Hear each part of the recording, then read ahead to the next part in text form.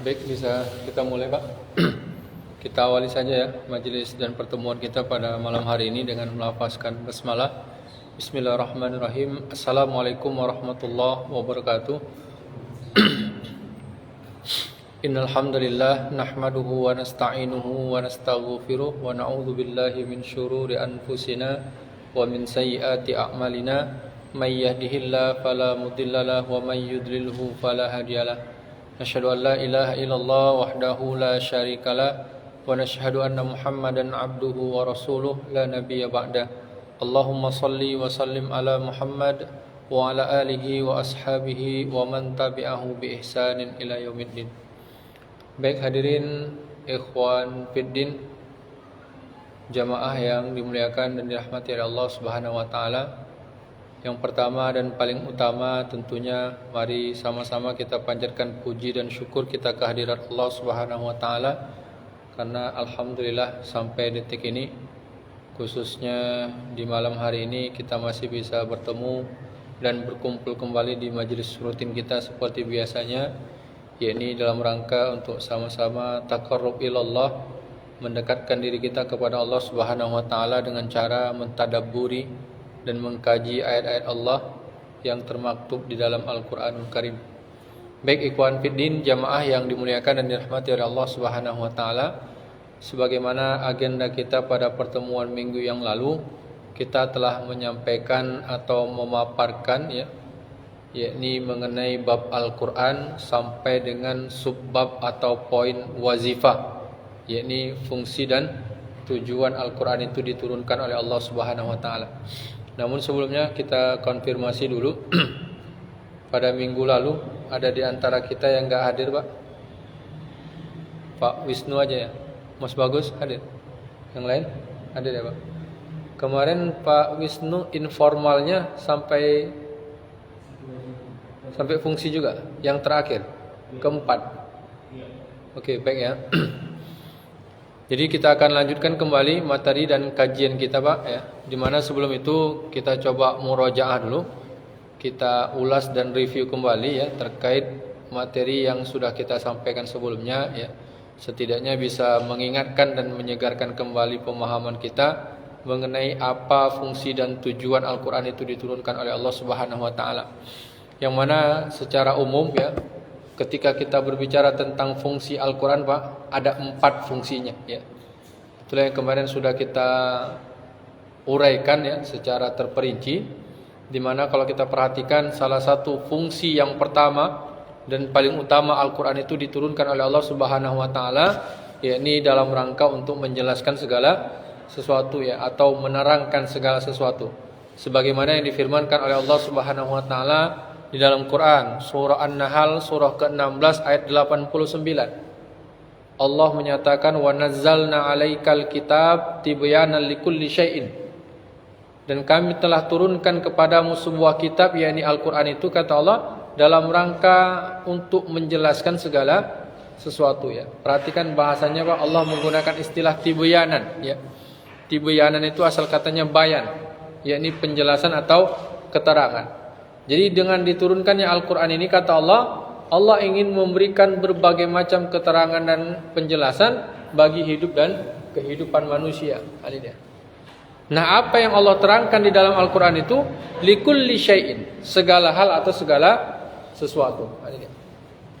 Makanya kalau kita kaitkan dengan sinonim Al-Quran kemarin, makanya Allah menyebut Al-Quran itu dengan istilah An-Nur, yang artinya adalah cahaya.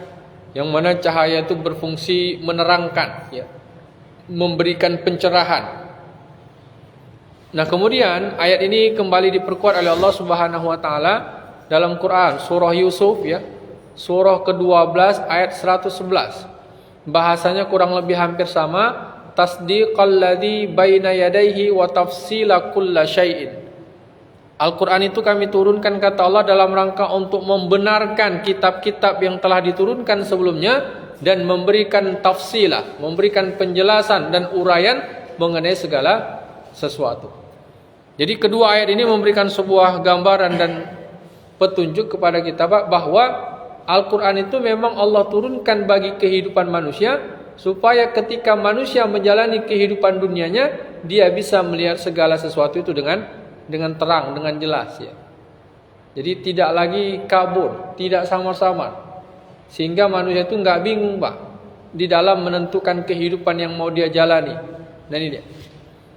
Makanya tadi kita ilustrasikan ya, Al-Quran itu ibarat ya, atau bisa dianalogikan seperti lampu ya, yang namanya memberikan cahaya. Nah yang berikutnya, apa yang mau dijelaskan oleh Allah di dalam Al-Quran itu? Atau apa yang dimaksud segala sesuatu di dalam Al-Quran itu? Apakah segala sesuatu yang ada di alam semesta ini dijelaskan oleh Allah di dalam Al-Quran? Ternyata tidak ya kan? Artinya apa? Di dalam Al-Quran Allah tidak bercerita tentang rumus Pitagoras. Di dalam Al-Quran Allah tidak cerita tentang teori kimia, fisika dan sebagainya macamnya. Akan tetapi yang ingin Allah jelaskan dan terangkan di dalam Al-Quran itu objeknya sebagaimana yang diungkap dalam Quran surah Al-Baqarah ya. Surah kedua ayat 256. Di mana Allah Subhanahu wa taala berfirman, "Qad tabayyana ar-rusdu minal ghayy." Sungguh kata Allah telah kami jelaskan di dalam Al-Quran itu mana jalan yang benar dan mana jalan yang sesat. Jadi sederhananya Allah memberikan kepada kita sebuah keterangan di dalam Al-Quran itu mana yang baik, mana yang buruk. Ya. Jadi kalau kita ilustrasikan gambarnya kurang lebih begini Pak. Ya. Jadi mana hal-hal yang memang dibenarkan oleh Allah untuk kita lakukan dan mana hal-hal yang dilarang. Ya. Bahkan kalau kita perhatikan nanti di dalam beberapa ayat-ayat Al-Quran, terkadang Allah menggunakan istilah halal dan haram. Ya. Atau hak dan batil. Atau perkara yang ma'ruf dan mungkar. Ya. Atau yang khair dan yang syar. Atau amal soleh maupun amal su'. Atau kehidupan dan makanan yang thayyibat dan mana pula yang khabisat, yang buruk. Dan yang terakhir Allah terkadang menyebutnya dengan istilah hasanah dan sayyi'at. Jadi sederhananya dua hal inilah yang Allah ulang-ulang di dalam Al-Quran Pak ya, untuk memberikan sebuah penjelasan kepada kita sehingga manusia punya pilihan kehidupan mana yang mau dia jalani ya. Jadi apakah dia melakukan perintah-perintah Allah atau sebaliknya ya. Dia malah melakukan yang dilarang atau diharamkan oleh Allah Subhanahu wa taala. Bahkan hal ini kembali diperkuat oleh Allah di dalam Quran surah Asy-Syams ya. Surah ke-91 ayat 8. Fa'alhamaha fujuraha wa taqwaha. Kemudian kata Allah kami ilhamkan atau kami wahyukan kepada jiwa manusia itu mana jalan kefasikan dan mana pula jalan ketakwaan. Jadi ayat yang berikut ini menegaskan ayat sebelumnya tadi bahwa memang Al-Quran itu menjelaskan tentang dua hal ya, menjelaskan segala sesuatu tentang mana yang baik dan mana yang buruk, mana kehidupan yang positif, mana kehidupan yang negatif ya. Makanya Rasulullah SAW ya, juga menegaskan dalam salah satu riwayatnya di mana beliau bersabda, "Innallaha katabal hasanati was sayyi'at tsumma bayyana dzalik." Sesungguhnya Allah kata Nabi telah menetapkan atau membuat sebuah ketentuan mana yang baik dan mana pula yang buruk atau yang jahat, tsumma bayyana dzalik. Kemudian Allah menjelaskan tentang kedua hal tadi. Jadi hadis ini diriwayatkan oleh Imam Bukhari ya, dalam kitab sahihnya nomor hadis 6491 dari sahabat Ibnu Abbas ya, sebagai penegasan kepada kita bahwa sederhananya Quran itu berisikan tentang dua dimensi kehidupan ya, tentang dua fenomena kehidupan manusia ya. Jadi kehidupan yang baik, yang ma'ruf dan kehidupan yang buruk. Sehingga konsekuensinya apa? Dengan memahami Quran ini Pak ya, tentunya kita harus paham dengan baik apa yang harus kita buat dan apa yang harus kita tinggalkan. Barulah dikatakan Quran itu berfungsi. Ini dia. Jadi dari fungsi pertama ini saja ya, kita dapat melihat dan memahami bahwa memang ternyata Quran itu tidak cukup hanya sekedar dibaca-baca saja, hanya sebatas dilafazkan, diucapkan, namun tidak ada upaya kita untuk mempelajari dan memahami maksud yang kita baca dalam ayat-ayat Al-Quran itu sendiri. Nah ini dia. Nah kemudian ya, yang berikutnya, kalau Al-Quran sudah mampu memberikan penjelasan dengan baik ya bagi kita, maka akan muncul fungsi yang kedua. Al-Quran itu berfungsi ya, atau bertujuan untuk memberikan petunjuk dan arah hidup bagi manusia ya. Sebagaimana yang diungkap ya dan dijelaskan oleh Allah Subhanahu wa taala dalam Quran. Surah Al-Baqarah, surah kedua ayat 185. Yang mana ayat ini juga merupakan salah satu ayat yang sudah cukup familiar ya, atau cukup populer dan sering kita dengar pada saat bulan Ramadan ya, khususnya pada saat sholat tarawih ya. Unzila fihil Quran hudal linnas. Bulan Ramadan adalah salah satu bulan diturunkannya Al-Quran. Untuk apa? Hudal linnas, sebagai petunjuk bagi manusia, Pak. Jadi selain dia memberikan penjelasan, Quran itu juga ingin mengarahkan kehidupan kita, Pak. Jadi seolah-olah Quran itu ingin membimbing kita supaya tidak tersesat dalam menapak tilasi kehidupan dunia ini. Ini dia. Jadi apapun yang mau kita buat, apapun yang mau kita ucapkan, apapun kebijakan yang mau kita ambil, apapun langkah-langkah yang mau kita jalani, itu dibimbing dan diarahkan oleh Quran itu sendiri. Ini dia. Makanya Allah katakan unzila fihil Quran hudal linnas. Diturunkan Al-Quran itu sebagai hudan ya, atau hidayah bahasa lainnya. Nah, jadi sebenarnya hidayah itu, Pak, ya, ada di dalam Al-Quran, petunjuk itu. Ya. Makanya sebenarnya tidak ada orang yang tidak diberikan hidayah oleh Allah. Semua manusia mendapatkan hidayah. Mana dia? Itulah Quran tadi. Ini dia. Makanya agak unik ketika ada orang yang nggak mau sholat, alasannya belum dapat hidayah. Ya kan?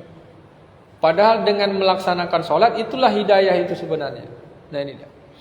Nah, kemudian ya, ayat ini juga diperkuat lagi dalam Quran surah Al-Isra ya, surah ke-17 ayat yang ke-9. Di mana Allah Subhanahu wa taala berfirman, "Inna hadzal Qur'an yahdi lillati hiya aqwam." Dan sesungguhnya Al-Qur'an ini memberikan hidayah, memberikan petunjuk dan arah untuk kepada jalan yang lebih lurus, kata Allah. Jadi dengan Quran ini diturunkan oleh Allah di tengah-tengah kehidupan manusia supaya kehidupan manusia itu bisa berjalan dengan lurus. Jadi Allah arahkan dengan baik, Pak.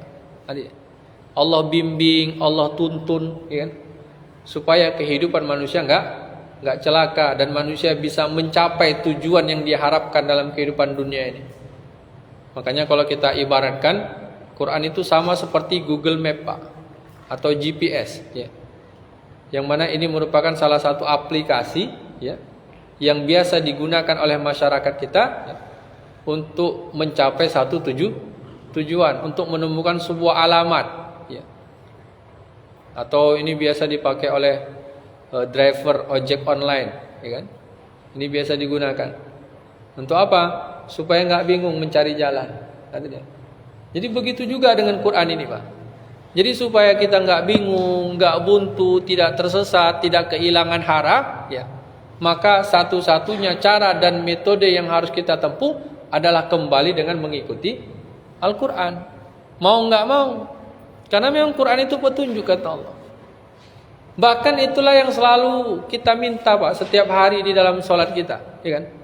Ihdinas siratal mustaqim, ya Allah bimbing kami, tunjuki kami ya Allah kemana? Siratul mustaqim, kepada jalan yang lurus. Nah, artinya apa? Kalau kita kembali kepada ayat ini, kalau manusia mau dibimbing, diarahkan atau ditunjuki kepada jalan yang lurus, maka solusinya adalah kembali kepada Al-Quran, Pak. Ya kan? Jadi percuma kalau kita minta jalan yang lurus, sementara kita tidak pernah punya waktu, bahkan tidak mau untuk memahami dan mengikuti Al-Quran itu. Ini dia. Jadi cukup jelas ya, Pak. Dapat kita ambil catatan ya, sebagai sebuah kesadaran bahwa Al-Quran itu hanya akan bisa menjadi petunjuk di dalam kehidupan manusia itu kalau setiap ayat-ayatnya dipahami dengan jelas dan kemudian mau diikuti dengan benar. Nah, ini dia. Jadi tidak hanya sekedar dibaca, tapi ada tindak lanjut setelah itu ya. Bagaimana ayat-ayat yang dibaca itu dipahami dan dikaji maksudnya. Nah, setelah paham, kemudian kita mau mengikutinya, mau menjalankannya.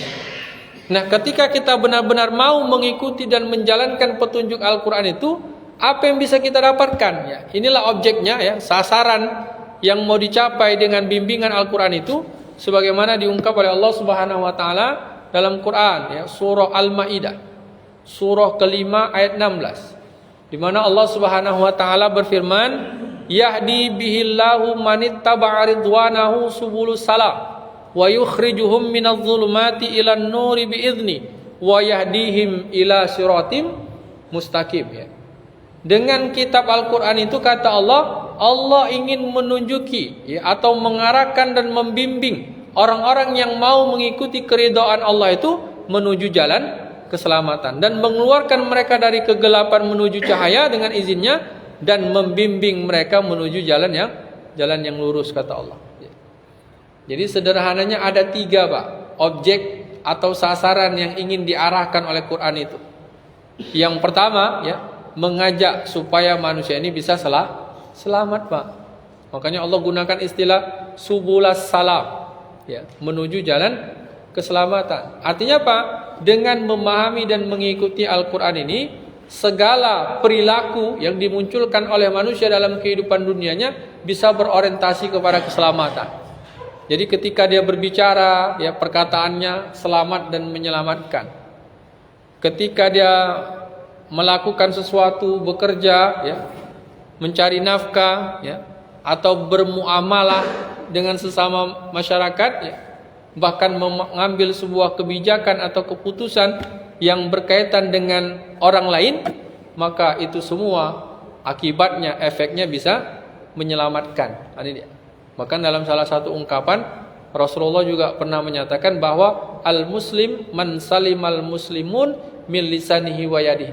Seseorang itu dikatakan muslim adalah ketika orang lain selamat dari gangguan lisan dan tangannya. Ini dia. Jadi dengan Quran itu Allah ingin mengarahkan supaya kehidupan manusia bisa selamat. Ya. Nah kemudian apa? Bukan hanya itu saja. Yukhrijuhum minaz zulumati ilan nur. Ketika Allah telah menyelamatkan manusia melalui Al-Quran itu, kemudian Allah ingin membebaskan kehidupan kita. Allah ingin mengeluarkan kehidupan manusia ini dengan berbagai macam kezaliman, berbagai macam kegelapan. Menuju apa? Menuju cahaya. Jadi ayat ini sebenarnya menggambarkan tentang dinamika kehidupan yang terjadi di tengah-tengah masyarakat Arab pada masa itu Pak. Lebih kurang 14 abad yang lalu. Di mana kehidupan bangsa Arab dipenuhi dengan berbagai macam kezaliman. Ya. Kesyirikan merajalela. Bahkan di tengah Ka'bah itu Pak, lebih kurang ada 360 berhala. Bahkan orang-orang Arab itu biasa berjudi, ya. Kemudian mengumbar syahwat, ya. Melakukan kerusakan, ya. Itu semua contoh-contoh kezaliman yang terjadi, ya, di tengah-tengah kehidupan masyarakat Arab secara khususnya, bahkan masyarakat dunia pada umumnya, ya. Di abad ke-7 pada masa itu Pak, ketika Rasulullah SAW masih hidup di tengah-tengah umat manusia. Nah, dengan diturunkannya Al-Quran itu, Allah ingin membebaskan kehidupan dunia tadi dari berbagai macam kezaliman itu Pak.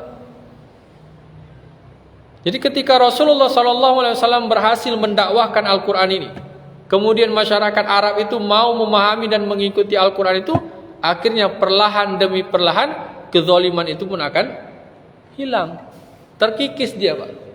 Jadi nggak ada lagi yang melakukan kesyirikan di Ka'bah itu, karena berhala-berhala itu sudah hilang. Kemudian perjudian itu nggak ada lagi, ya. Mabuk sudah ditinggalkan. Kenapa? Karena mereka sudah sadar bahwa ternyata sebelum datang dan diturunkannya Al-Quran itu, kehidupan mereka berada dalam kesesatan, kegelapan. Kemudian yang terakhir, wa yahdihim ila siratim mustaqim. Dengan kitab Al-Quran itu Allah ingin mengarahkan atau menunjuki kehidupan manusia menuju jalan yang lurus. Nah ini yang kita katakan di awal tadi Pak, yang selalu kita minta dalam sholat kita lebih kurang 17 kali. Ihdinas siratal mustaqim. Ya Allah, tunjuki kami jalan yang lurus. Nah ternyata permintaan kita itu sudah dijawab oleh Allah. Kalau kalian ingin jalan yang lurus, maka manittaba'a ridwanahu, ikutilah Al-Quran. Jadi kalau kita ilustrasikan, kurang lebih simpulnya begini Pak, yang namanya petunjuk itu, ya. Ini biasanya kita temukan di jalan Pak, ya. Ada rambu-rambu, ya kan, sebagai penunjuk arah, penunjuk jalan, ya. Belok kiri misalkan langsung, ya kan. lampu merah berhenti, kemudian ada dilarang masuk, dilarang berhenti. Ini contoh-contoh simbol petunjuk yang ada di tengah-tengah kehidupan dunia kita, Pak, yang sampai sekarang bisa kita saksikan. Nah, Al-Quran itu ibarat ini dia, Pak, rambu-rambu itu. Jadi Al-Quran memberikan kita rambu-rambu supaya apa? Ketika kita berjalan di kehidupan dunia yang cukup rumit dan kompleks ini, tidak terjadi kerusakan, tidak terjadi kecelakaan, kekacauan, bahkan kehancuran. Makanya dalam ayat yang lain juga Allah menegur ya, supaya mau sadar, supaya manusia itu mau ingat dan bertaubat kepada Allah. Zaharul fasadu fil barri wal bahri bima kasabat aydin nas. Telah muncul dan merajalelanya berbagai macam kekacauan dan kerusakan baik di darat dan di laut akibat ulah manusia. Kenapa? Karena nggak mau mengikuti rambu-rambu kehidupan itu. Mencari nafkah sesuka hatinya, nggak pakai rambu-rambu. Nggak peduli lampu merah, lampu kuning, lampu hijau, pokoknya jalan terus. Nggak peduli lagi mana yang halal, mana yang haram. Ya, pokoknya tebas. Harta dia punya dia, dan kalau bisa pun harta orang punya dia, Pak. Hari ini begitu cara orang mencari harta. Jadi dia nggak pakai petunjuk lagi, nggak pakai pedoman. Nah makanya ya, dalam ayat berikut ini ya, Allah ingin memberikan sebuah gambaran kepada kita. Ketika manusia tidak mau mengikuti Al-Quran, ketika manusia tidak mau beriman kepada ayat-ayat Allah, berarti sebenarnya dia nggak mau dengan hidayah. Inilah yang Allah nyatakan dalam Quran surah An-Nahl ya, surah ke-16 ayat 104. Innal ladzina la yu'minuna bi ayatillah la yahdiyahumullah walahum adzabun alim. Sesungguhnya orang-orang yang tidak mau beriman kepada ayat-ayat Allah, artinya orang-orang yang mengingkari ayat-ayat Allah, tidak mau mengkaji, memahami dan mengikuti Al-Quran, maka Allah tidak akan membimbing kehidupan mereka, dan bahkan bagi mereka azab yang pedih, Pak. Nah, ini dia. Jadi ayat ini cukup jelas ya, memberikan sebuah gambaran kepada kita, kehidupan kita terarah atau tidak itu berbanding lurus ya, dari kemauan kita mengikuti Al-Quran atau tidak. Semakin kuat kemauan kita mengikuti Al-Quran, nah maka semakin besar pula potensi kehidupan kita diarahkan, dibimbing menuju jalan keselamatan. Tapi sebaliknya, semakin kita tidak peduli, semakin kita bersikap masa bodoh dengan ketentuan-ketentuan Al-Quran itu, maka semakin besarlah peluang kita untuk terjerumus dalam kesesatan. Nah ini dia, Pak. Bahkan Rasulullah SAW ya juga memperkuatnya di dalam salah satu riwayat yang dikisahkan oleh Imam Muslim ya. Kitabullah huwa hablullah, manittaba'ahu kana 'alal huda wa man tarakahu kana 'alad dolalah, kata Nabi. Kitab Allah yakni Al-Qur'an itu adalah merupakan tali Allah ya. Maka siapa saja yang mengikuti Al-Qur'an itu berarti dia berada di atas hidayah, berada di atas petunjuk. Dan siapa yang meninggalkannya berarti dia berada dalam kesesatan. Jadi tersesat atau tidaknya seorang manusia itu, Pak, ya, bergantung kepada bagaimana cara dia menyikapi Al-Quran. Ini dia. Jadi Allah menyebut ya, bahkan Rasulullah menegaskan orang yang tidak mau mengikuti Al-Quran sama dengan aliran sesat, Pak. Cuma kan terkadang di masyarakat kita aliran sesat itu kan seolah-olah sebagai bentuk aliran dalam Islam yang dia memiliki keyakinan atau tradisi yang agak berbeda dari kebanyakan, dari mainstream. Padahal sebenarnya ketika ada orang Islam tapi nggak sholat, itu aliran sesat nggak, Pak? Sesat itu, ya kan? Artinya dia ngaku Muslim tapi tidak menjalankan aktivitas kehidupan keislamannya ya, sesuai dengan petunjuk Al-Quran itu.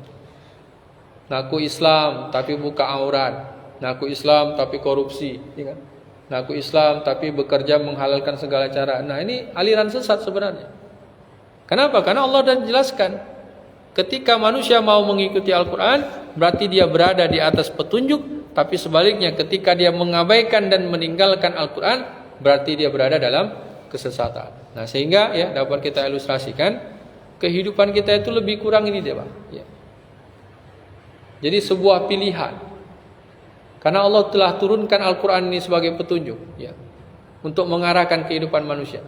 Manusia mau selamat, mau pilih yang kanan silakan. Manusia mau celaka, ya, mau kehidupannya susah, ya juga silakan. Jadi setiap orang sudah diberikan pilihan. Bahkan dalam ayat yang lain juga Allah tegaskan, qulil haqqu mir rabbikum, sampaikan kepada mereka Muhammad bahwa kebenaran Al-Qur'an itu datangnya dari Allah. Faman syaa'a falyu'min wa man syaa'a falyakfur. Siapa yang mau beriman silakan mau beriman, kata Allah. Tapi siapa yang kafir biarlah dia kafir. Ini dia. Jadi cukup jelas ya Pak. Fungsi Al-Qur'an yang kedua adalah sebagai petunjuk, ya. Nah, kalau Al-Quran itu sudah mampu menunjuki kehidupan manusia, sudah benar-benar bisa mengarahkan dan membimbing kehidupan kita dengan baik, maka akan muncullah fungsi yang ketiga, ya. Al-Quran itu berfungsi dan bertujuan sebagai obat atau penyembuh, ya. Inilah yang diungkapkan dan dijelaskan oleh Allah Subhanahu wa taala dalam Quran surah Al-Isra, ya. Surah ke-17 ayat 82. Di mana Allah Subhanahu wa taala berfirman, wa nunazzilu minal Qur'an ma huwa syifaa'u wa rahmatul lil mu'minin wa la yaziduz zalimina illa khasara. Dan kami turunkan dari Al-Qur'an itu, kata Allah, sebagai obat, ya, atau penyembuh, ya, serta menjadi rahmat bagi orang-orang yang beriman, dan tidaklah menambah, ya, bagi orang-orang zalim itu melainkan hanya kerugian, ya. Perhatikan bahasanya Pak. Allah menyebut Quran itu syifa'un, ya, sebagai obat atau sesuatu yang bersifat menyembuhkan. Jadi dengan diturunkannya Al-Quran itu, Allah ingin supaya kehidupan manusia ini sehat Pak. Tidak ada penyakit. Jadi kalaupun ada penyakit, segera bisa diobati, disembuhkan dengan Quran itu. Nah, ini dia. Bahkan diperkuat lagi dalam ayat yang lain, ya. Surah Fussilat, surah ke-41 ayat ke-44, bahasanya kurang lebih hampir sama. Qul huwa lilladzina amanu hudaw wa syifaun. Katakanlah wahai Muhammad kepada mereka bahwa Al-Qur'an itu adalah petunjuk serta obat bagi orang-orang yang beriman, Pak. Ya. Dia menjadi obat bagi orang yang beriman, tapi bagi orang zalim enggak, hanya malah menambah kerugian. Nah, kan muncul pertanyaan, Pak. Kenapa Quran itu enggak menjadi obat bagi orang-orang zalim? Kita ambil salah satu contoh orang-orang zalim itu seperti tukang mabuk, tukang judi misalkan. Nah, kenapa Quran itu enggak jadi obat bagi mereka, Pak? Tapi menambah kerugian. Ya, sederhananya bagi mereka Al-Quran itu hanya akan menghalangi mereka untuk berbuat kezaliman. Artinya kalau mereka mengikuti Quran, rugi dia, Pak.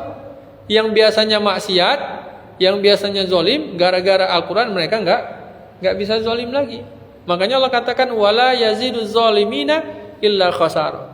Dan tidaklah menjadi obat Al-Quran itu bagi orang-orang yang zalim, melainkan bagi mereka hanya menambah kerugian, ya. Jadi Quran ini bagi mereka buat susah aja, Pak, ya. Gara-gara ngikuti Quran mereka enggak bisa berlaku serakah lagi, cari harta enggak bisa bebas lagi. Ya, mereka merasa rugi. Jadi kalau kita ilustrasikan, yang namanya obat itu begini, Pak. Ya. Kalau kita berbicara obat, ya kan. Nah, ketika kita berbicara tentang obat, pasti ada penyakit. Itu pasti, Pak. Pasangannya itu ada obat, ada penyakit.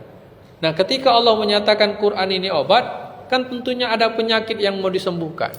Nah, apa penyakit yang ingin disembuhkan oleh Allah dengan Al-Quran itu? Kita lihat Quran surah Yunus, ya, surah ke-10 ayat 57. Bahwa ternyata penyakit yang mau diobati itu, Pak, bukan berbicara tentang penyakit jasmani, ya.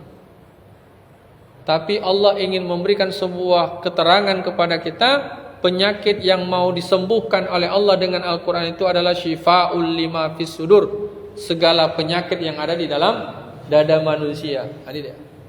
Atau biasa kita kenal secara umum penyakit hati, Pak, ya. Apa contohnya? Banyak, ya kan? Termasuk salah satu contoh penyakit hati yang Allah sebut di dalam Al-Quran adalah munafik, ya kan?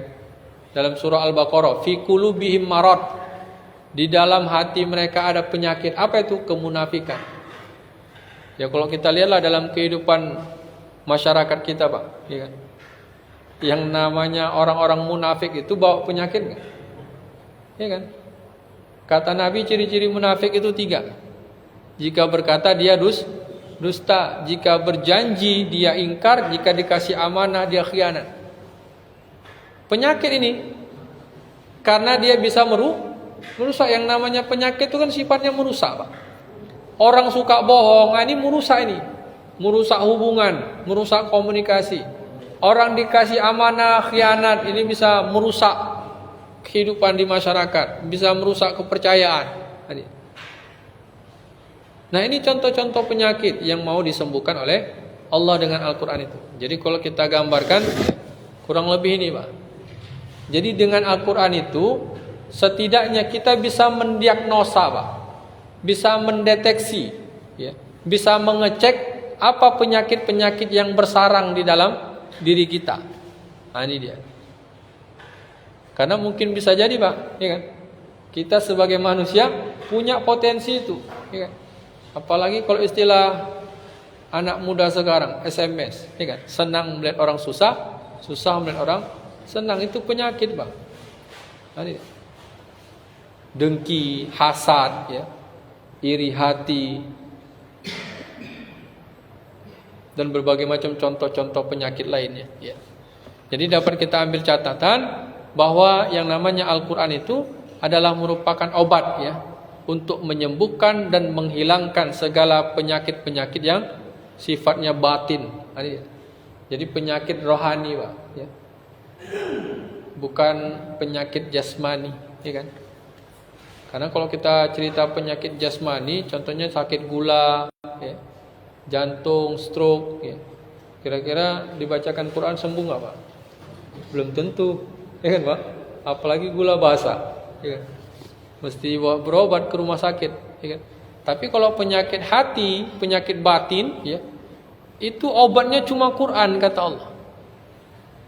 Makanya sebenarnya, Pak, ketika kita hadir di pertemuan ini, ya, dalam rangka majelis taklim, ini adalah cara sebenarnya. Cara kita untuk melakukan pengobatan. Ini salah satu tibun nabawi ini, pengobatan ala Nabi. Apa yang mau kita obati? Kolbu kita, hati kita. Ini dia. Bahkan kalau kita ambil contoh-contoh penyakit lainnya, Pak, yang terjadi di masyarakat kita hari ini, korupsi, ya kan? Suap, penyakit kan nih, Pak? Apa yang dirusaknya, Pak?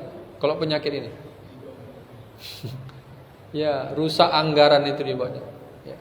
Anggaran rusak, kemudian yang harusnya tersalurkan untuk orang yang membutuhkan juga rusak. Makanya koruptor itu disimbolkan tikus, Pak, ya kan? Karena tikus itu sifatnya merusak, ya kan? Nampak wayar dirusaknya, ya kan? Nampak lemari digerogotinya. Nah, kemudian apa penyakit berikutnya? Nah, ini pornografi, perzinahan, prostitusi, ini penyakit, Pak. Apa yang dirusaknya nih, Pak? Kalau ini, ya, yang dirusaknya tentunya adalah kehormatan, Pak, ya kan? Perzinahan, prostitusi, orang udah nggak punya harga diri lagi. Bahkan termasuk salah satu kerusakan yang sampai sekarang nggak ada obatnya, HIV, AIDS, ya kan? Itu gara-gara penyakit ini, Pak. Prostitusi. Nah, kemudian apa? Miras, narkoba, khamar. Nah, ini juga penyakit, Pak. Apa yang dirusaknya nih, Pak? Ya, akal manusia. Orang kalau sudah mabuk, akal sehatnya hilang. Dia tidak bisa lagi membedakan mana yang baik, mana yang buruk. Nah, kemudian perjudian, ya, dan penipuan. Nah, ini juga penyakit. Bahkan kemarin sempat viral kasusnya First Travel, ya kan, Pak? Ada yang tahu itu beritanya? Itu salah satu travel umroh, ya kan, yang melakukan penipuan terkait nasabahnya, ya. Sehingga akhirnya banyak umat yang kehilangan, ya, modalnya untuk bisa berangkat. Padahal sudah diniatkan bagus-bagus, tapi karena yang punya travel nggak bisa diamanahi, nggak bisa dipercaya, akhirnya dia melakukan penipuan. Nah, kemudian penyakit berikutnya apa? Tawuran, konflik, perang, ya. Bahkan yang namanya di Tembung ini, Pak, anak-anak muda kita seolah-olah ada hal biasa ini yang namanya tawuran. Apalagi di kalangan SMA, SMP, ya kan. Kalau nggak tawuran rasanya nggak keren, ya kan. Padahal ini penyakit ini, Pak. Penyakit yang bisa merusak segala hal. Karena orang kalau udah tawuran semua rusak, Pak, ya kan. Jalan raya rusak, ban dibakar, toko-toko hancur. Nah, ini contohnya. Nah, kemudian apa penyakit berikutnya? Begal. Nah, ini termasuk salah satu yang populer juga hari ini, Pak, ya kan. Biasa malam hari ini. Makanya masyarakat pun udah agak waspada sekarang kalau mau keluar malam, ya kan, Pak? Karena banyak begal, banyak rampok. Kemudian penyakit berikutnya adalah kesyirikan, ya. Memuja dan menyembah berhala. Nah, ini dia. Lalu selanjutnya perbudakan, ya, penjajahan. Nah, ini salah satu penyakit yang juga sudah pernah terjadi di negara kita, Pak, ya. Udah berapa banyak penjajah yang pernah datang ke Indonesia, ya. Belanda, Jepang, Portugis. Nah, itu penyakit, Pak. Penyakit ingin menguasai orang, ingin menjajah dan menindas orang lain, ya.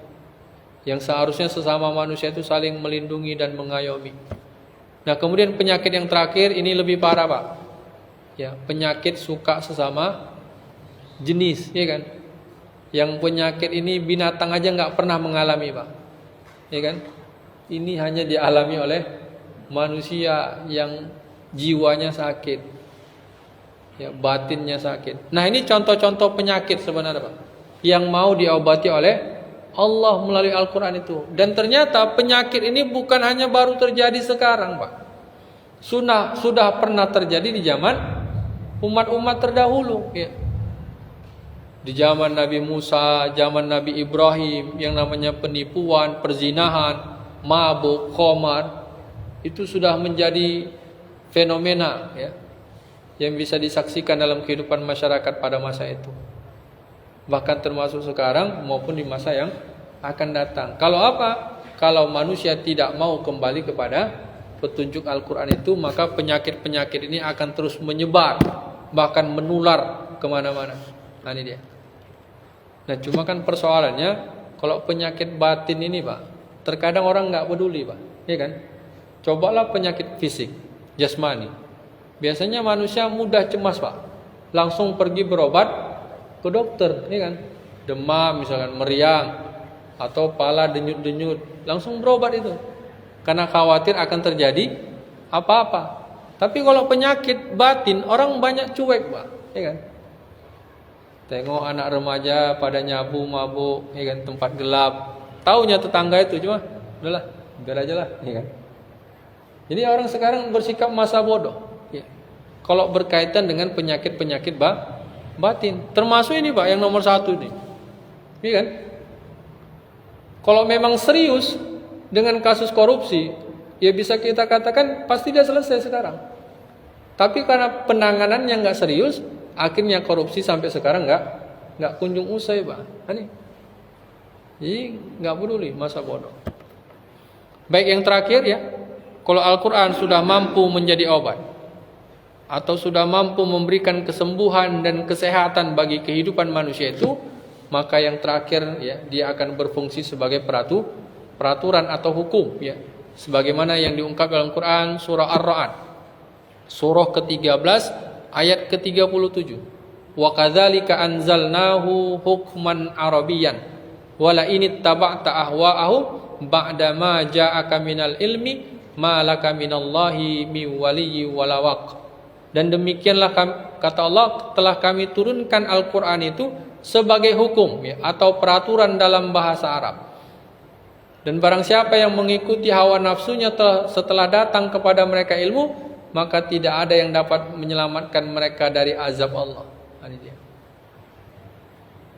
Jadi ayat yang berikut ini memberikan sebuah petunjuk dan penjelasan kepada kita bahwa Quran itu berfungsi untuk mengatur, menata, serta menertibkan kehidupan manusia, Pak. Ya, jadi kalau kita ibaratkan yang namanya peraturan itu kayak gini, Pak. Ya. Jadi ada norma-normanya, ada ketentuan, ada sanksi, kan begitu, Pak. Jadi ada aturan mainnya. Jadi dengan diturunkannya Al-Quran itu, kemudian manusia mau mengikuti Al-Quran tadi dalam kehidupannya, akhirnya kehidupan manusia itu akan berjalan dengan teratur, Pak. Jadi nggak serampangan dia. Ketika dia mencari nafkah, cara mencarinya teratur. Mana yang memang boleh, mana yang tidak. Nah kalau nggak pakai Quran, kacau jadinya, Pak. Itu yang kita saksikan hari ini. Nah, ini dia. Makanya dengan Quran itu Allah ingin mengatur, mengurus kehidupan manusia itu supaya berjalan dengan seimbang, berjalan dengan baik. Nah, ini dia. Jadi ketiga fungsi tadi, Pak, yang sudah kita ungkap di awal, menjelaskan segala sesuatu sebagai petunjuk, kemudian yang berikutnya sebagai obat, ujungnya, puncaknya ya, adalah bagaimana supaya Al-Quran itu menjadi peraturan, Pak. Ini sebenarnya ya, muaranya. Jadi dengan membaca Al-Quran, dengan mempelajari Al-Quran, dengan mengkaji dan memahami Al-Quran itu, akhirnya kehidupan manusia itu bisa berjalan dengan teratur, Pak. Jadi nggak sembarangan lagi.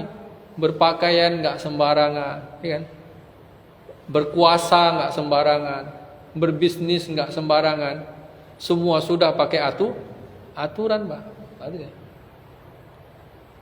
Bahkan ya, Allah menyatakan orang-orang yang nggak mau diatur dengan Al-Quran, ya, tidak mau diurus kehidupannya sesuai dengan apa yang telah Allah turunkan, maka mereka itulah termasuk orang-orang yang ingkar kepada Allah. Ya, Quran surah Al-Maidah, surah kelima ayat 44, wa man lam yahkum bima anzalallah faulaika humul kafirun. Maka siapa saja yang tidak mau berhukum, artinya tidak mau diatur dengan apa yang telah diturunkan oleh Allah Subhanahu wa taala, maka mereka itulah termasuk orang-orang yang ingkar, orang-orang yang kufur kepada Allah, ya.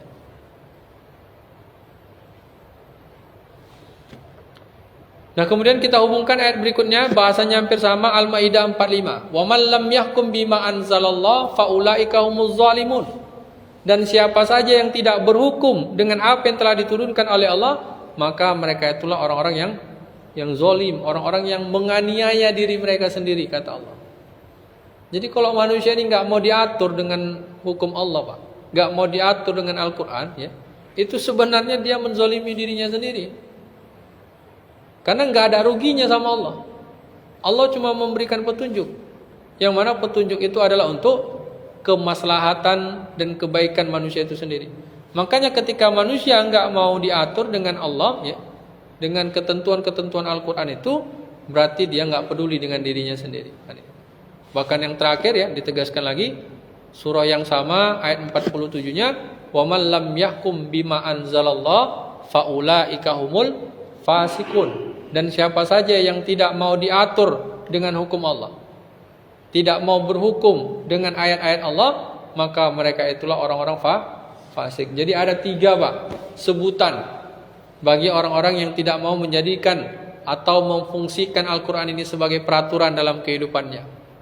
Yang pertama kafir, yang kedua zalim, dan yang ketiga adalah fasik. Nah lalu ya, aturan ini untuk siapa? Ya. Apakah Quran itu hanya sekedar mengatur urusan pribadi saja? Nah ternyata tidak. Ya, Allah ungkap objeknya. Sasaran yang mau diatur oleh Allah dengan Al-Quran itu adalah sesama manusia. Nah, ini dia. Quran surah An-Nisa ya, surah keempat ayat 105.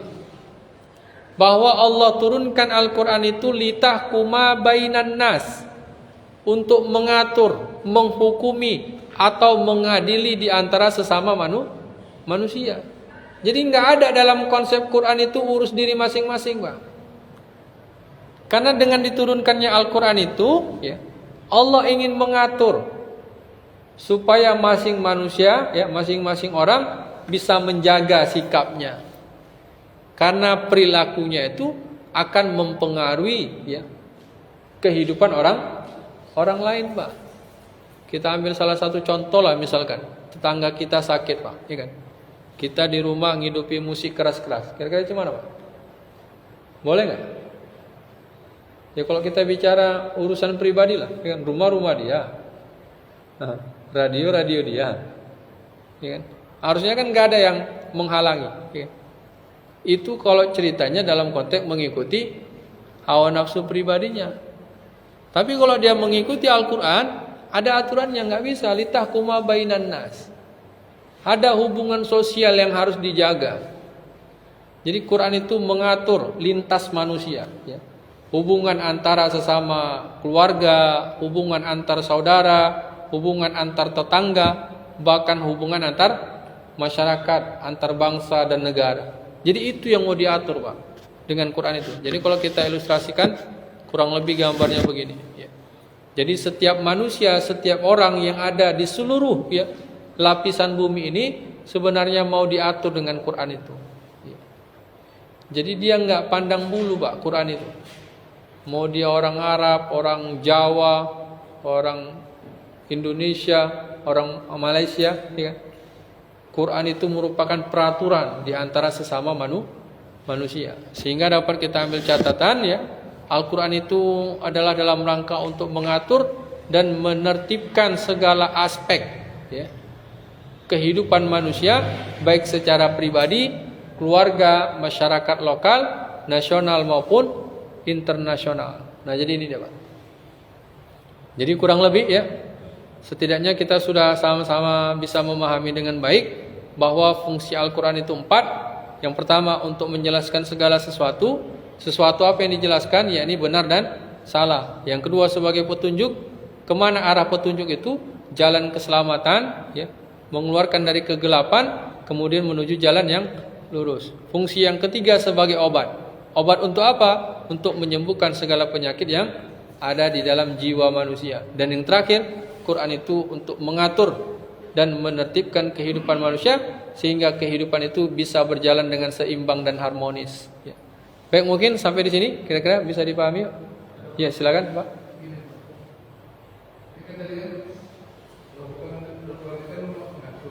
Ya. Ya. Jadi contohnya gini, kalau kita di instansi suatu kerjaan misalnya, sementara kita cuma menunda gaji seseorang, apakah itu termasuk jolim, apa itu termasuk pasif, apa itu termasuk menunda? Kan peraturan kan? Ya. Apakah termasuk jolim atau termasuk kafir? Menunda janji. Menunda gaji. Oh, gaji. Nah, contohnya. Oke. Kalau menunda gaji kan berarti berkaitan dengan hak orang lain. Nah, iya. Artinya sebenarnya dia bisa masuk ketiga, Pak. Bisa masuk tiga-tiganya. Yang pertama dia bisa masuk ingkar. Kenapa? Karena dia mengingkari apa yang sudah disepakati. Ya kan?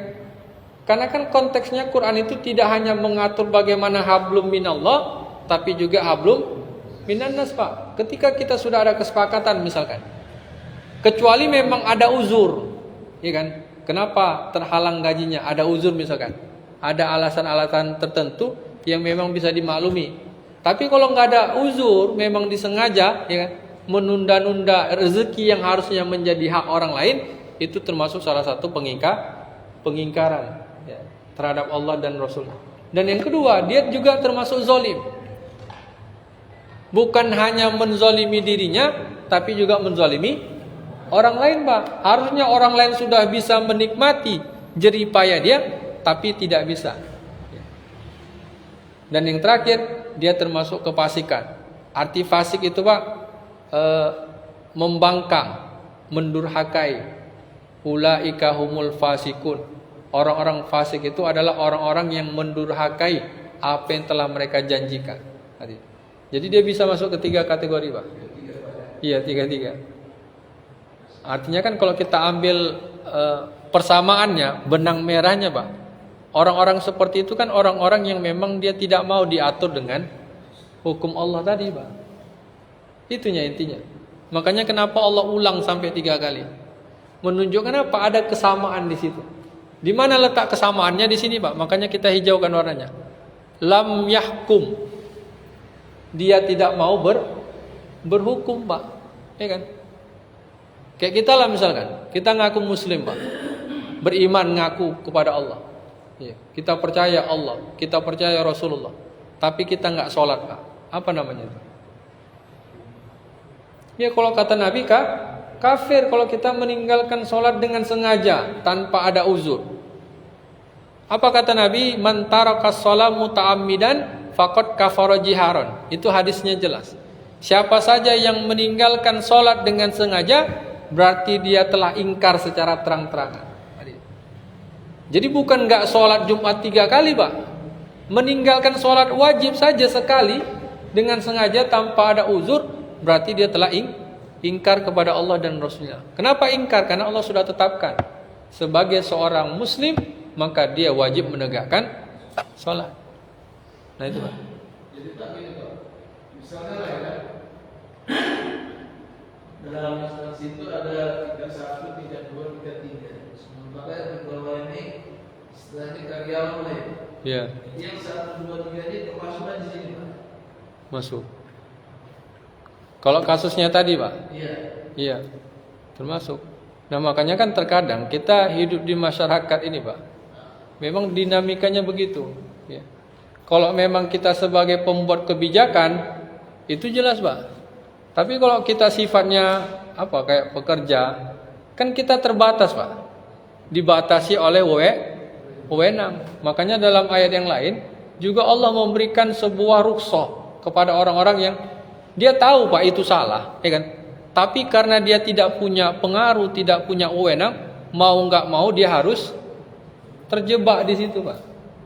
Makanya dalam ayat yang lain Allah katakan, janganlah kamu mengambil orang-orang kafir sebagai pemimpinmu, kecuali apa? Illa minhum tuqata, kecuali dalam rangka siasat menjaga diri.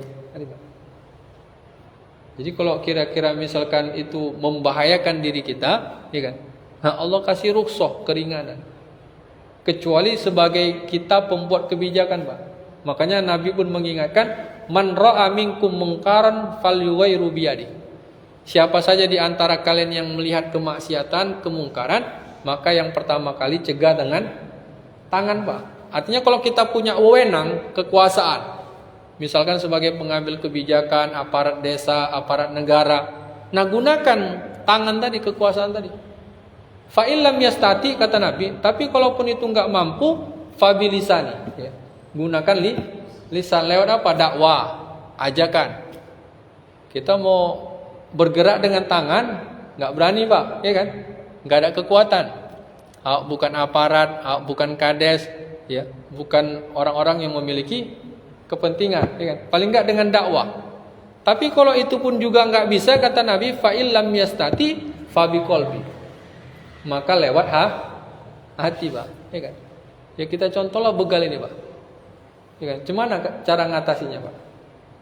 Kalau ngikuti hadis Nabi tadi. Begal kan kemungkaran itu, Pak. Nah, gimana cara mengatasinya, merubahnya? Lewat tangan. Tapi yang punya tangan nggak serius menanganinya. Kan itu problemnya hari ini, Pak. Mau nggak mau akhirnya apa? Masyarakat lewat hati saja, Pak. Ngenes saja jadinya. Ya kan? Mau berbuat nggak berani, ya kan? Bahkan nanti jadi korban aja bisa jadi tersangka. Ya kan? Karena mungkin ingin melindungi diri. Nah, kan ini dinamika yang harus kita perhatikan dan evaluasi kembali, Pak. Ya, memang kalau kita renungi, ya, kehidupan yang berjalan hari ini tidak seideal dengan maunya Quran ini, Pak. Tapi setidaknya dengan memahami petunjuk Quran ini, kita bisa mengantisipasi dan mawas diri, Pak. Kita mau berada di posisi yang mana, ya. Walaupun kita tidak bisa seutuhnya menjalankan Al-Quran itu sebagai peraturan, setidaknya sesuai dengan kapasitas kemampuan yang kita miliki hari ini. Begitu juga Rasulullah dulu, Pak. 13 tahun Rasulullah berdakwah di Mekah, itu belum semua Quran itu bisa diterapkan, dijalankan. Tapi ketika hijrah ke Yasrib, hijrah ke Madinah, barulah Al-Quran itu bisa berjalan dengan utuh, ya kan? Ya, kalau kita cerita zaman sekarang lah, Pak, yang namanya peraturan, ya, di masyarakat kita lah, kita pakai aturan apa ini, Pak? Apa kira-kira, Pak, yang kita pakai dalam hal pidana, dalam hal mengatur masyarakat lah, pakai aturan apa kita, Pak? Hah? Apa Pak? Dari mana sumbernya Pak peraturan kita itu? Hah? Iya, kalau kita perhatikan sejarah, iya kan? Peraturan yang kita gunakan hari ini itu diadopsi dari peraturan Belanda Pak, penjajah. Makanya dulu namanya Strafrecht, kalau sekarang KUHP, iya kan? Padahal kalau kita kembali ke ayat ini, harusnya apa yang kita pakai sebagai peraturan? Ya Al-Quran. Itu prinsip hidup seorang muslim. Tapi kan dengan kondisi dan realita yang terjadi hari ini, nggak semuanya bisa spontanitas Pak kita terapkan Quran itu sebagai peraturan. Nah, dan memang dilemanya di situ. Walaupun kita mayoritas adalah umat Islam, tapi peraturan Quran itu nggak bisa kita terapkan, ya kan?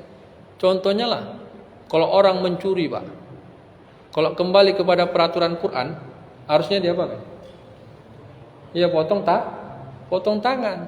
Ya, as-sariqu was-sariqah kata Allah, pencuri laki-laki maupun pencuri perempuan, faqta'u aydiyahuma, maka potonglah tangannya. Nah, sebenarnya Pak, kalau kita renungi dan kita perhatikan baik-baik, hukum Quran ini mudah, murah, praktis, ya kan? Artinya dia nggak butuh biaya yang besar dan nggak butuh waktu yang lama Pak. Kalau pencuri dipotong tangannya, berarti modal negara berapa Pak untuk mengeluarkan itu? Untuk memotong tangan, berapalah modal yang dikeluarkan negara? Iya, paling cuma beli parang. Berapalah harga parang sekarang paling mahal? Anggaplah yang stainless steel, yang samurai, ya kan, 2 juta. Bisa motong berapa tangan tuh Pak? Ya banyak, ya kan? Tapi kalau pakai hukum Belanda tadi, ya kan, mencuri berapa lama hukumannya Pak? Paling enggak Pak? Ya bisa penjara sampai 2 tahun, ya kan? Biaya makan narapidana saja Pak, itu nanti bisa kita searching. Dalam 1 tahun, ya, di Indonesia ini hampir 1,3 triliun. Itu masih biaya makan narapidana. Ya kan? Artinya butuh banyak biaya, butuh waktu yang lama. Jadi manusia ini sebenarnya kalau melakukan kejahatan nggak perlu dikurung dia. Potong tangannya udah bebaskan. Supaya apa? Supaya dia bisa memperbaiki dirinya dalam mencari nafkah. Kalaupun dia mau mengulangi lagi, tinggal mikir, masih ada yang sebelah, gitu Pak. Tapi sayangnya itu Pak, banyak manusia nggak mau, ya kan? Udah dikasih hukum yang mudah, murah, praktis, tapi nggak mau, butuh yang banyak biaya, ya kan? Nah jadi ini ya. Bahkan uniknya Pak, sampai sekarang yang namanya penjara itu udah nggak muat Pak, atau istilah lainnya over capacity. Makanya lembaga pemasyarakatan itu minta anggaran tambahan untuk buat penjara baru. Karena yang namanya narapidana bukan malah makin berkurang, tapi makin bertambah Pak. Ya kan? Nah ini dia. Artinya nggak memberikan efek jerah Pak. Karena hukum yang diterapkan atau yang dipakai bukan Al-Quran. Ini kita masih cerita satu saja, potong tangan, ya. Belum cerita yang lain. Nah, ini contohnya Pak. Makanya Allah tegaskan, ya, ketika manusia mau mengikuti Al-Quran itu, maka kehidupannya akan berjalan dengan teratur dan tertib, ya.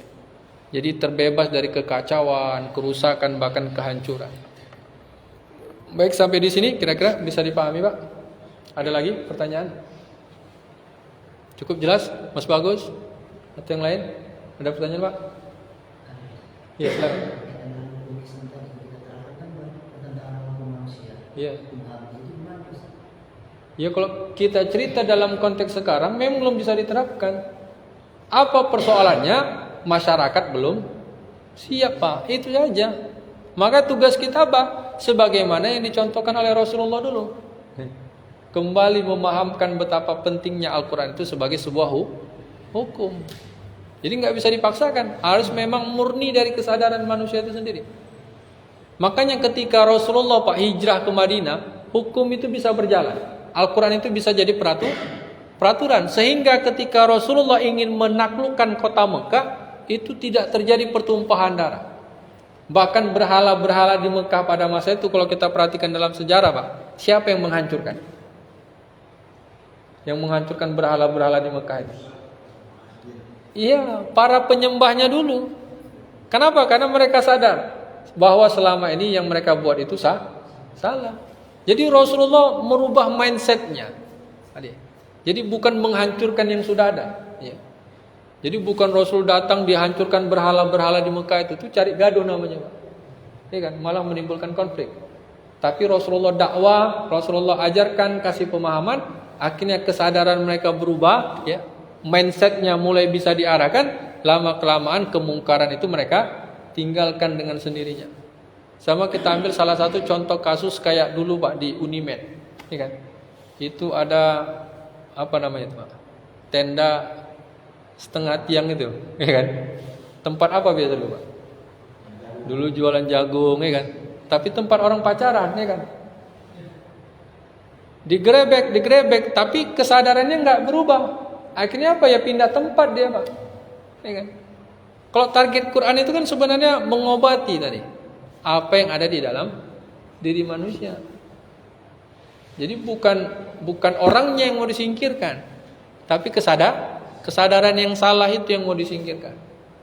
Supaya dengan sendirinya terjadilah perbaikan dalam kehidupan manusia itu. Nah, ini dia. Nah, selanjutnya ya, ketika kita berbicara tentang peraturan tadi, Pak, apakah semua orang mau menjadikan Quran itu sebagai peraturan? Kalau kita lihat dalam realita masyarakat kita, artinya ada yang mau, ada yang tidak. Nah, inilah yang akan kita ungkap dalam poin yang berikutnya. Poin yang kelima, perbandingan atau muqaranah, ya. Artinya ketika Allah sudah menegaskan bahwa Al-Quran itu adalah hukum, Al-Quran itu adalah merupakan peraturan dalam kehidupan manusia, bahkan sebaik-baik peraturan, namun nyatanya tidak semua orang mau diatur dengan Al-Quran, ya. Jadi kalau kita ambil ilustrasi sederhananya begini, Pak. Dalam kehidupan manusia hari ini, ya, bahkan kehidupan dunia secara umumnya, ada berbagai macam kitab-kitab yang diambil dan dijadikan manusia sebagai hukumnya. Kita ini mulai dari yang paling kiri ini Quran, ya kan? Ini ada yang tahu apa namanya, Pak? Ya. Ini kitab berikutnya, ya. Ini contoh-contoh kitab lah. Kitab-kitab yang dipakai dan digunakan oleh manusia sebagai hukum dalam kehidupannya sehari-hari, ya. Bergantung kepada keyakinannya masing-masing. Nah, ternyata ya, fenomena ini ya, sudah digambarkan dan diungkap oleh Allah Subhanahu wa taala dalam Quran. Surah Al-Isra, ya, surah ke-17 ayat ke-88. Mari sama-sama kita perhatikan dan simak ayatnya, di mana Allah berfirman, "Qul la in ijtama'atil insu wal jinnu." Tegaskan atau katakan kepada mereka, wahai Muhammad, kalau sekiranya bangsa jin dan manusia berkumpul, ya. Allah menyebutnya dengan istilah ijtima', Pak. Ya, makanya dulu musim pilpres sempat viral itu istilah itu, ijtima' ulama, ya kan? Ijtima' itu artinya berkumpul, ya, melakukan sebuah pertemuan untuk membuat sebuah kesepakatan. Nah, ini dia. Jadi Allah menyatakan kalau sekiranya bangsa jin dan manusia dalam kehidupan dunia ini berkumpul bersatu merumuskan sebuah konsep, sebuah aturan, ala ayyatu bimisli hadzal Quran, untuk menandingi Al-Quran ini, untuk membuat yang serupa atau seperti Al-Quran ini, apa kata Allah? La ya'tuna bimislihi. Niscaya mereka tidak akan pernah mampu membuatnya, walau kana ba'duhum li ba'din zahira. Sekalipun mereka saling membantu satu sama lain. Jadi seolah-olah ayat ini memberikan tantangan, Pak, kepada siapapun makhluk Allah di muka bumi ini, ya, termasuk kita manusia. Allah sudah tetapkan Quran ini sebagai peraturan. Tapi kalau kalian, ya, mau merumuskan sebuah konsep lain di luar Quran ini untuk kalian jadikan aturan menandingi Al-Quran ini, kata Allah, silakan kalian buat. Tapi sampai kapanpun la ya'tuna bimislihi. Apa yang kalian buat itu tidak akan sebanding dengan Al-Quran, Pak. Nah, ini dia. Jadi seolah-olah ini ayat tantangan. Kalau memang manusia itu ragu dengan ayat-ayat Allah sebagai hukum, sebagai peraturan, silakan kalian buat sendiri, kata Allah. Tapi sampai kapanpun yang kalian buat itu tidak akan pernah bisa mendatangkan dan membawa kehidupan kalian kepada jalan keselamatan. Dan inilah yang diperkuat lagi ya dalam ayat berikutnya, surah Al-Baqarah ayat 23. Wa in kuntum fi raibim mimma nazzalna ala abdina fa'tu bi suratim mim misli. Dan katakan kepada mereka, wahai Muhammad, jika kalian ragu terhadap Al-Quran yang telah kami turunkan kepada hamba kami, yakni Nabi Muhammad, maka silakan buat satu surah yang semisalnya. Fa illam taf'alu walan taf'alu. Maka jika kalian tidak mampu, ketahuilah sampai kapanpun kalian tidak akan pernah mampu, kata Allah. Jadi kedua ayat ini memberikan sebuah penegasan kepada kita, Pak, bahwa ada sebuah poin perbandingan yang bisa kita lihat antara kitab Al-Quran yang datang atau sumbernya dari Allah dengan kitab-kitab yang dibuat oleh manusia sebagai peraturan dalam hidup dan kehidupannya. Makanya subbabnya komparasi, perbandingan. Kita mau melihat di mana keunggulan Al-Quran itu dibanding kitab-kitab yang lain yang dibuat oleh manusia itu. Nah, inilah yang akan kita lihat satu persatu ya. Tapi setidaknya kedua dalil ini ya memberikan sebuah petunjuk kepada kita, Al-Quran memiliki sebuah keunggulan, Pak. Al-Quran memiliki sebuah kelebihan yang tidak dimiliki oleh kitab-kitab yang lain. Jadi kalau kita gambarkan dalam bentuk skema ya, yang namanya kitab atau hukum, petunjuk dan ketentuan tadi, ada yang dia sumbernya datangnya dari Allah, itulah Al-Quran, dan ada juga yang datangnya dari manusia. Nah, kita akan lihat bagaimana perbandingannya, Pak. Di mana letak keunggulan dan kelebihan Al-Quran itu dibanding kitab-kitab yang lain. Yang pertama, kalau kitab Al-Quran itu kata Allah sifatnya tanzil ya. Apa yang dimaksud dengan tanzil itu? Diturunkan secara berangsur-angsur. Itu yang Allah nyatakan dalam Quran surah Al-Insan ya. Kita perhatikan surah ke-76 ayat 23. Allah Subhanahu wa taala berfirman, "Inna nahnu nazzalna 'alaikal Qur'ana tanzila." Dan sesungguhnya kami telah menurunkan kepadamu Al-Qur'an itu secara berangsur-angsur ya. Perhatikan bahasanya, Pak. Allah turunkan kitab Al-Qur'an itu dengan berangsur-angsur atau bertahap. Nah, kalau dikatakan turun berangsur-angsur, berarti dia sudah ada atau belum, Pak? Ya, kita ambil salah satu contoh, misalkan Pak Kenji tolong turunkan buku-buku itu. Artinya buku itu bisa diturunkan, objeknya sudah ada atau belum? Ya tentunya sudah. Ya kan? Kalau nggak ada dia kayak mana mau diturunkan? Artinya Pak, ayat itu sekaligus memberikan indikasi kepada kita, Al-Quran itu diturunkan secara bertahap, step by step, secara berangsur-angsur kepada manusia, karena konsepnya sudah tersedia, Pak. Bahkan sebelum manusia itu ada. Atau bahasa lainnya, sebelum Rasulullah diutus untuk menyampaikan Quran itu, aturannya itu sudah ada, Pak. Jadi sudah terkonsep dia dari Allah. Tinggal diturunkan secara berangsur-angsur, di mana lebih kurang 23 tahun ya di masa Rasul pada masa itu. Jadi kalau kita ilustrasikan kurang lebih gambarnya nih, Pak.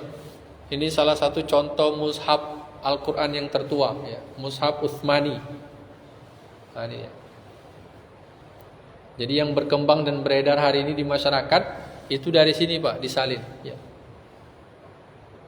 Jadi konsepnya sudah ada, sudah tersedia ya.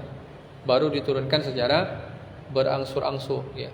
Bahkan diperkuat lagi dalam ayat yang lain, ternyata Pak, isi-isi peraturan yang ada di dalam Al-Quran itu bukan baru ada di zaman Nabi Muhammad, tapi ternyata sudah pernah diturunkan dan sudah ada di zaman Nabi-Nabi sebelumnya. Ini yang Allah ungkap dalam Quran surah Asy-Syu'ara ya. Surah ke-26 ayat 196, di mana Allah Subhanahu wa taala berfirman, "Wa innahu lafi zuburil awalin." Dan sesungguhnya Al-Quran itu benar-benar terdapat atau termaktub di dalam kitab-kitab orang yang terdahulu ya kan. Kalau dikatakan kitab-kitab yang terdahulu, berarti contohnya apa itu, Pak? Iya, yang paling dekat itu ya kan, kitab Injil, kitab Zabur, kitab Taurat. Jadi perintah, larangan ataupun peraturan-peraturan yang ada di dalam Al-Quran yang kita temukan hari ini itu bukan sesuatu yang baru, Pak. Sudah pernah ada dan sudah pernah berjalan dalam kehidupan umat-umat terdahulu. Ini dia. Ya, kita ambil salah satu contohnya perintah sholat, Pak. Kapan itu adanya? Kalau selama inilah menurut perspektif umum. Ya pada saat Isra Mi'raj, ya kan? Padahal kalau kita perhatikan ya, ternyata perintah sholat dan zakat misalkan itu sudah ada di zaman Nabi Isa. Ya, coba kita perhatikan ayatnya, Pak. Quran surah Maryam. Surah ke-19 ayat 31 ya. Di mana Allah Subhanahu wa taala berfirman kepada Nabi Isa ya, memerintahkan dan menyuruh Nabi Isa supaya apa? Menegakkan solat dan menunaikan zakat madumtu hayyan, selama beliau hidup. Jadi ternyata perintah solat dan perintah zakat itu bukan baru ada di zaman Nabi Muhammad, tapi sudah ada di zaman Nabi Isa alaihi salam. Jadi Nabi Isa, Pak, ya kan? Itu solat. Nabi Isa juga menunaikan zakat, kata Allah. Ayatnya jelas. Wa ausani bis shalah waz zakat. Allah mewasiatkan kepada Nabi Isa untuk menegakkan solat dan menunaikan zakat madumtu hayya, selama beliau hidup. Bahkan bukan hanya Nabi Isa, di zaman Nabi Musa juga sudah ada perintah solat dan perintah zakat. Itulah yang digambarkan dalam Quran surah Al-Baqarah, surah kedua ayat 83, sebagaimana yang Allah wajibkan kepada Bani Israel pada masa itu, ya, umatnya Nabi Musa alaihi salam, bahwa Allah memerintahkan mereka untuk aqimus shalah wa atuz zakah, menegakkan solat dan menunaikan zakat. Ya. Bahkan kita mundur lagi beberapa generasi, zaman Nabi Ibrahim alaihissalam ya, termasuk anak keturunnya Ismail. Ternyata perintah solat dan zakat itu sudah ada. Quran surah Maryam, surah ke-19 ayat 55. Jadi semua para nabi ternyata, termasuk Nabi Muhammad dan nabi-nabi terdahulu, sudah diperintahkan dan disuruh oleh Allah untuk menegakkan sebuah peraturan, yang mana peraturannya adalah tegakkan solat, tunaikan zakat, Pak. Nah ini dia. Jadi cukup jelas ya, Pak. Yang dimaksud tanzil itu peraturannya sudah ada, tinggal diturunkan secara berangsur-angsur. Ini yang dari Allah, Pak. Kitab yang sumbernya dari Allah Subhanahu wa taala. Nah, berbeda lagi dengan kitab buatan manusia, Pak. Kalau dari Allah sifatnya tanzil, nah kalau dari manusia kira-kira gimana sifatnya, Pak? Ada bisa kasih tanggapan? Kitab buatan manusia itu sifatnya gimana? Ya, sederhananya kitab yang sumbernya dari manusia ya, itu bersifat empiris ya, kalau bahasa ilmiahnya. Kalau bahasa Qur'annya muftaroyat ya. Muftaroyat itu artinya dibuat-buat. Jadi dikarang-karang, Pak. Belum pernah ada konsepnya. Dia baru muncul ketika ada pengarangnya. Nah, ini dia. Ya, kalau kita ambil salah satu contoh kitab buatan manusia hari ini apa, Pak? Yang dijadikan peraturan lah. Apa kira-kira, Pak? Supaya lebih jelas maksudnya. Apa kira-kira, Pak? Kitab buatan manusia yang dijadikan peraturan. Ada contohnya kira-kira, Mas? Mas bagus. Ya gak usah jauh-jauh lah dalam kehidupan masyarakat kita lah. Apa yang kita jadikan peraturan?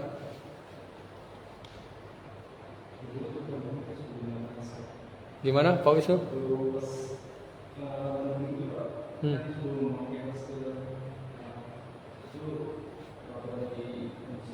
Ya.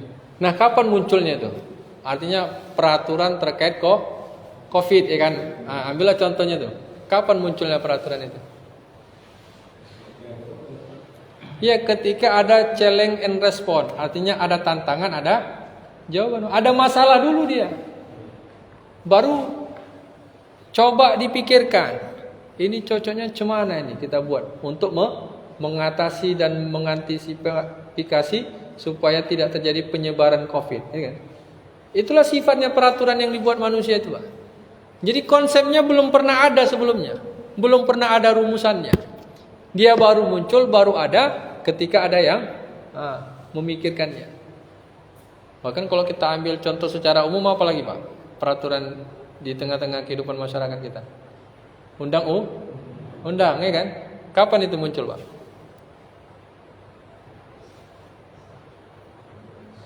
Ya tahun 1945. 1944 kemana dia, Pak? Enggak ada. Kenapa? Iya, karena kondisi masih tertindas, terjajah. Nah, tergambar kira-kira bedanya ya, Pak. Jadi kalau dari Allah itu dia nggak perlu ada masalah, Pak. Karena konsepnya sudah dirumuskan oleh Allah. Jadi mau ada masalah, mau enggak, ya. Jadi dia nggak terpengaruh oleh itu. Sedangkan buatan manusia, kitab itu, peraturan itu muncul sifatnya empiris, ya. Itulah yang diungkap oleh Allah, ya. Salah satu dalilnya Quran surah Hud, surah ke-11 ayat 13, "Qul fa'tu bi asyrin suwar mithlihi muftarayatin." Katakanlah wahai Muhammad, maka buatlah 10 surah yang dibuat-buat yang menyamai atau menandingi Al-Qur'an ini. Jadi kata kuncinya di sini, Pak. Muftarayatin. Jadi segala bentuk hukum, segala bentuk konsep yang dia datangnya dari manusia itu sifatnya muftarayat, ya, dibuat-buat, dikarang-karang, empiris. Nah, yang namanya empiris atau karangan itu, Pak, setidaknya memenuhi 3 hal. Apa itu? Yang pertama, dia berdasarkan, ya, penemuan. Jadi ditemukan ada masalah. Kita contohkan tadi. Ini dilihat masyarakat kita sudah merdeka, ya kan? Jadi ada temuan. Kita sudah bebas dari penjajah. Kayaknya kita perlu buat peraturan. Jadi ada eksplorasi di situ. Nah, dari penemuan itu, maka berpikirlah orang-orang tadi, ya, berdasarkan pengalamannya. Jadi ada explore, kemudian ada experience, pengalaman. Jadi para tokoh-tokoh petinggi pada masa itu yang memiliki ilmu pengetahuan, ya, yang bisa membaca kondisi, akhirnya mereka mencoba untuk memikirkan apa rumusannya. Ya. Bahkan dulu pernah ada istilahnya BPUPKI, kan, Pak? Apa itu, Pak? Ya, intinya Badan Persiapan Kemerdekaan lah, yang mencoba untuk merumuskan semua itu.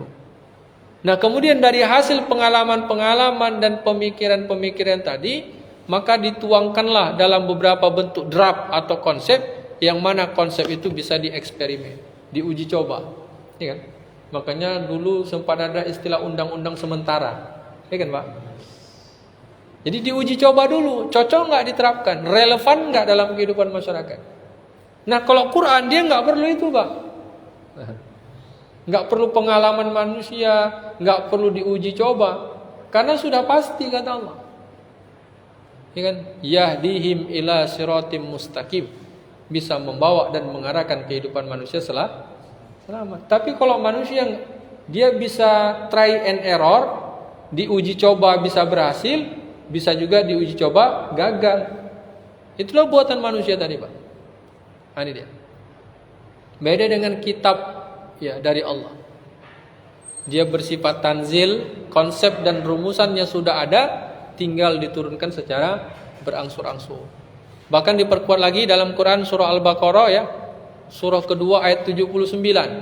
Fawailul lilladzina yaktubunal kitaba biaidihim. Maka celakalah bagi siapa saja, kata Allah, yang membuat kitab, ya, atau menulis sebuah kitab dengan tangannya sendiri, kemudian dia berkata ini dari Allah. Jadi ayat ini memberikan gambaran tentang beberapa contoh perbuatan-perbuatan manusia dalam kehidupan dunia ini yang mencoba merumuskan sebuah kitab, sebuah konsep di luar dari konsep Al-Quran yang telah Allah turunkan itu. Ini dia. Bahkan kalau kita lihat contoh-contoh lainnya nih, Pak.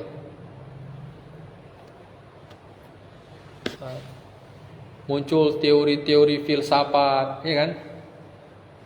Dari 2 filosof Yunani pada masa itu yang kita kenal dalam sejarah, ada Socrates, ada Plato, ya kan? Ini dianggap sebagai tokoh-tokoh filsuf yang banyak karangan-karangan mereka itu dijadikan rujukan, pedoman.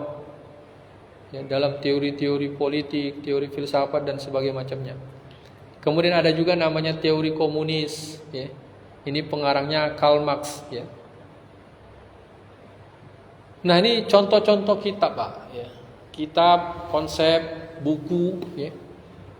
Di luar Quran, di luar kitab Allah itu yang terkadang manusia lebih percaya untuk menjadikannya sebagai pedoman, Pak. Jadi cukup jelas ya, Pak, bedanya. Sampai di sini kira-kira bisa dipahami? Ini perbandingan yang pertama. Jadi Al-Quran sifatnya tanzil, sedangkan kitab buatan manusia sifatnya empiris. Apa itu empiris? Setidaknya 3 hal tadi. Jadi ada penemuan, ada pengalaman, dan ada percobaan. Jadi diuji coba bisa berhasil, diuji coba bisa gagal. Kalau berhasil dipakai, kalau gagal dirubah lagi aturannya. Kayak kasus kemarin lah, Pak, yang viral ini, kasus Sambo, ya kan? Awalnya apa hukumannya? Hukuman mati, jadi seumur hidup. Gimana itu, Pak? Kok bisa berubah? Itulah buatan manusia itu, Pak, ya kan? Bisa berubah.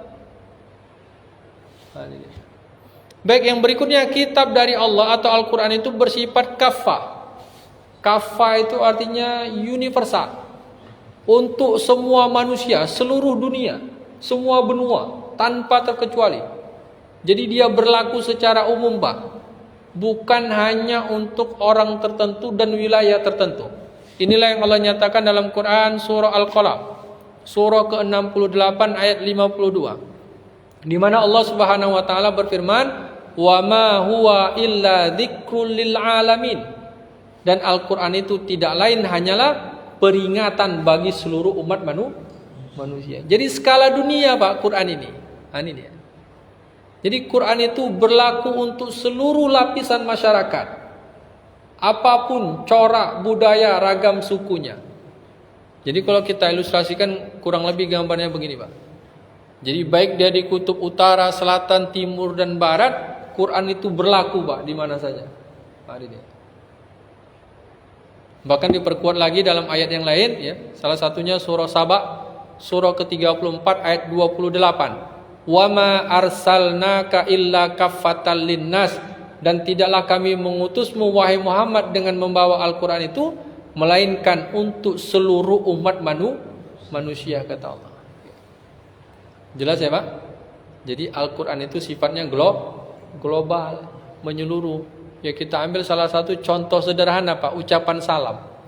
Kalau kita ditembung, Pak, nelpon, ya kan, saudara kita misalkan di Amerika, Assalamualaikum. Di sana jawabannya apa, Pak? Pasti sama, Waalaikumsalam warahmatullahi, ya kan? Tapi cobalah pakai buatan manusia. Kita nelpon dari sini, selamat pagi. Di sana, Pak, belum tentu pagi, ya kan? Malam. Itu buatan manusia. Tergantung kondisi dia, Pak. Tergantung daerah. Belum tentu bisa diterapkan di semua tempat, ya kan? Tapi kalau ucapan salam, sholat, ya kan, mau dimanapun dia ketika masuk waktu sholat, ya, mau di benua apapun dia, ya kan, tetap berlaku itu. Tapi kalau hukum yang dibuat manusia itu sebaliknya, Pak. Ya. Jadi ini ya, kalau kita ambil contoh-contohnya, ya, ucapan salam, rukun Islam. Nah, sedangkan kitab buatan manusia itu sebaliknya, sifatnya firqah. Firqah itu artinya parsial, kebalikan dari universal. Jadi ada bagian-bagiannya, Pak. Jadi dia berlaku hanya secara khusus untuk orang-orang tertentu, bahkan daerah-daerah tertentu. Ini dia. Salah satu dalilnya Quran, surah Ar-Rum, surah ke-30, ya, ayat ke-32. Minal ladzina farraqu dinahum wa kanu syi'an kullu hizbim bima ladaihim farihun, yaitu orang-orang yang memecah belah urusan agama mereka menjadi bergolong-golongan, dan masing-masing golongan merasa bangga dengan apa yang ada pada golongannya. Jadi hukum, konsep buatan manusia itu bersifat terbatas, Pak. Ya. Kita ambil salah satu contoh di awal tadi kayak undang-undang, Pak. UUD 45. Di mana lakunya itu, Pak? Di Indonesia. Dibawa ke Malaysia, kira-kira laku nggak? Kenapa nggak laku? Iya, karena udah beda teritorial, wilayah kekuasaan. Apalagi dibawa ke Arab Saudi, ya nggak laku. Kenapa? Itulah buatan manusia itu, Pak. Terbatas waktu, tempat, dan kondisi. Tapi kalau dari Allah, enggak, dimanapun dia berlaku, ya kan? Bahkan contoh lebih sederhana kayak rambu lalu lintas itu, Pak, traffic light, ya kan? Lampu merah, kuning, hijau, ya kan? Itu di mana lakunya, Pak? Jalan besar, Ledda Sujono, ya kan? Jalan Air Hakim. Masuk sini, Pak, Seroja, hilang dia, nggak laku. Itulah peraturan manusia. Tapi kalau sholat, peraturan Allah, mau dimanapun, ya kan? Bahkan nggak bisa berdiri duduk, nggak bisa duduk berbaring, ya. Nggak bisa di satu tempat mukim dalam perjalanan, ya kan? Jadi berlaku di mana saja, ini dia. Sedangkan dari manusia terbatas. Nah ini contohnya. Kalau tadi kita gambarkan semua benua, nah ini hanya untuk daerah tertentu, Pak. Hanya berlaku di Indonesia, hanya berlaku di Malaysia, ya. Jadi tidak berlaku untuk semua orang. Kemudian diperkuat lagi dalam Quran surah Al-Mu'minun, ya. Surah ke-23 ayat 53, bahasanya hampir sama. Fataqatta'u amrahum bainahum zubura kullu hizbin bima ladaihim farihun. Kemudian mereka, para pengikut-pengikut Rasul, ya, setelah sepeninggal Rasul itu menjadikan urusan kehidupan mereka terpecah belah menjadi beberapa pecahan, dan masing-masing golongan merasa bangga dengan apa yang ada pada golongannya, kata Allah, ya. Jadi kedua ayat ini memberikan isyarat dan indikasi kepada kita memang ada saja, Pak, ulah-ulah yang dibuat oleh manusia itu untuk merumuskan sebuah konsep dalam rangka mengatur kehidupan mereka. Nah, ini dia. Termasuk kalau kita lihat contoh lainnya, Pak, adat istiadat, ya kan? Kalau kita cerita adat, Pak, ada nggak peraturannya? Ada, ya kan? Peraturan rumah adat, ya kan? Kenapa bisa beda, Pak? Rumah adat Minangkabau sama rumah adat Batak. Aturan dari mana itu? Iya, aturan manusia. Bahkan ada peraturan yang lebih unik, Pak, menikah, ya kan? Kalau di Minangkabau itu ada salah satu suku, ya kan? Salah satu ras kita katakan, contohnya kayak orang Pariaman, kalau menikah, Pak, siapa yang dipinang, dibeli? Laki-laki, ya kan? Laki-laki dibeli. Tapi kalau orang Aceh, perempuan, ya kan? Kayak pada umumnya. Jadi kalau orang Aceh nikah sama orang Pariaman, kira-kira gimana, Pak? Kalau ngikuti aturan lah. Ya kalau ngikuti aturan masing-masing bentrok, Pak, nggak jadi nikah, ya kan? Kalau mau jadi nikah harus gimana, Pak? Bakdu, bagi dua, ya kan? Baru jadi. Kalau nggak jadi. Itulah adat, Pak. Ya. Masing-masing adat punya peraturan sendiri. Dari mana sumbernya? Tentunya dari ra'yu, pemikiran, ya, rasio manusia. Tapi kalau Quran dari Allah, sehingga dia berlaku untuk siapapun, Pak, tanpa terkecuali. Nah, ini dia. Baik, cukup ya. Kemudian termasuk peraturan ormas, ya kan? Peraturan yang dibuat oleh ormas Muhammadiyah misalkan, nggak berlaku sama orang NU, ya kan? Atau sebaliknya. Nah, ini dia.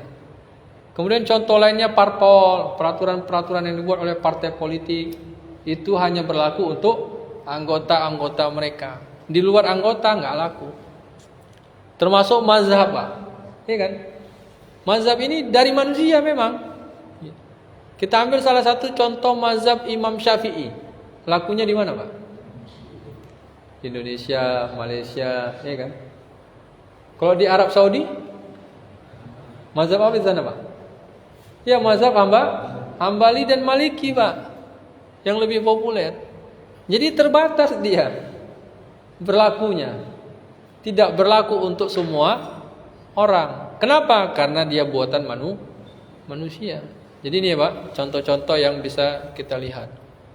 Baik, sebenarnya masih banyak perbandingan berikutnya, tapi karena waktu juga sudah menunjukkan pukul 10 lewat 10. Jadi mungkin untuk sementara kita padakan dulu atau cukupkan dulu pertemuan kita. Namun sebelum kita tutup, kira-kira ada pertanyaan Pak atau hal-hal yang masih kurang jelas, kita persilakan.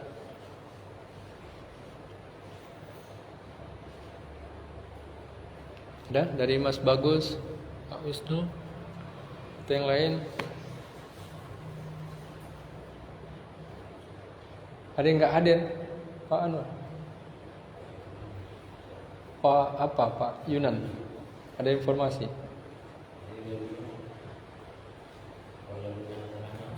Oh, ada urusan keluarga.